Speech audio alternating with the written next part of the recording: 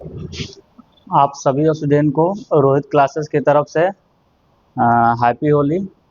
और आप लोग भी जितने सारे मेरे स्टूडेंट हैं, आप सभी लोग कमेंट में हमको भी हैप्पी होली का शुभकामनाएं दे दीजिएगा, तो हमको भी अच्छा लगेगा। ठीक है। तो हाँ, तो हम ये बताना चाहते हैं कि अब नया सेशन शुरू होने वाला है 9th क्लास का, 10th क्लास का और 11th क्लास का। तो 10th क्लास का जो बैच है वह 17 मार्च से स्टार्ट हो जाएगा। ठीक है। और हाँ, 9th क्लास का भी बैच 17 मार्च से क्या हो जाएगा, स्टार्ट हो जाएगा।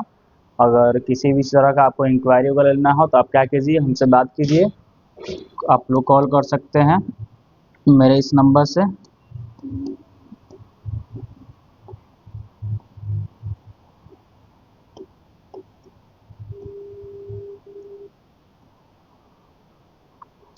इस नंबर पे आप लोग बात करके आप किसी तरह का कोई इंक्वायरी वगैरह होगा आप लोग ले सकते हैं। ठीक है। फिर से आप सभी को हैप्पी होली। अच्छे से होली मनाइए। धन्यवाद।